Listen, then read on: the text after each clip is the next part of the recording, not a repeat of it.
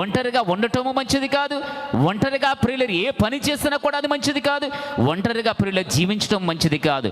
ఎందుకంటే ఒంటరితనం అని సాటైన సహాయాన్ని దేవుడు చేస్తాడు.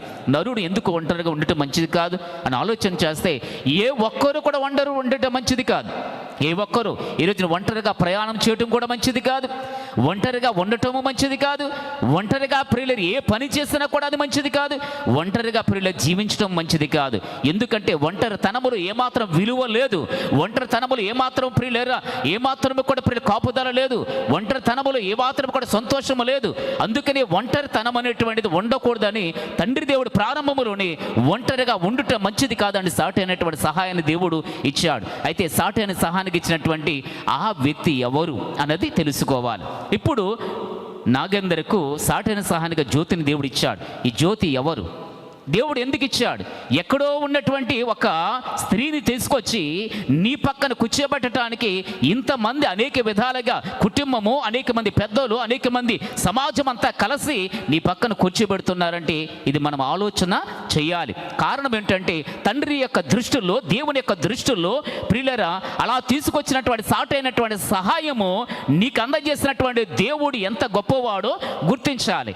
దేవుడు ఎంత గొప్పవాడైతే నీ యొక్క జీవితం పుట్టిన కాడి నుంచి ఇప్పటి వరకు కూడా లేని ఆనందాన్ని, లేని సంతోషాన్ని ఇంతవరకు పొందలేనటువంటి ప్రియులరా ఆ యొక్క సంతోషాన్ని ఇప్పుడు దేవుడు నీకు ఇవ్వబోతున్నాడు. ఎలాగంటే నీకు సాటైన సహాయంగా వచ్చినటువంటి జ్యోతి ద్వారా.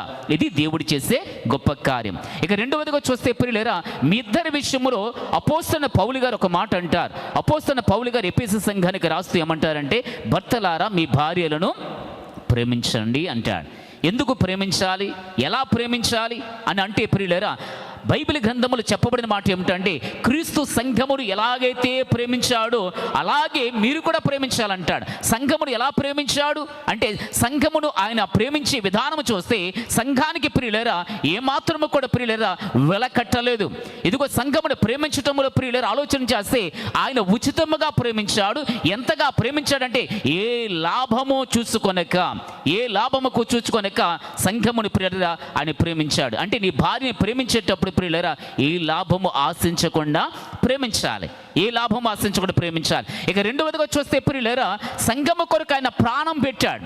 క్రీస్తు సంఘము కొరకు తన ప్రాణం పెట్టాడు. భర్త కూడా తన భార్య కొరకు ఏం పెట్టాలంటే ప్రాణం పెట్టనక్కర్లేదు, కానీ ప్రాణం పోయేంత వరకు ప్రేమించాలి. ఇది ప్రభు చెప్పేటువంటి మాట.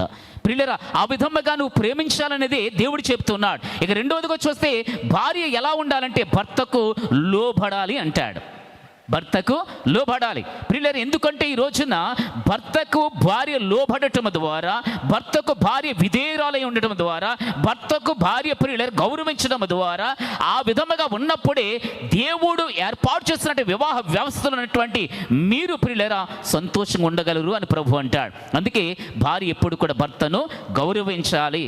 మనం చూస్తాం అబ్రహాము విషయంలో, సారా విషయంలో చూస్తే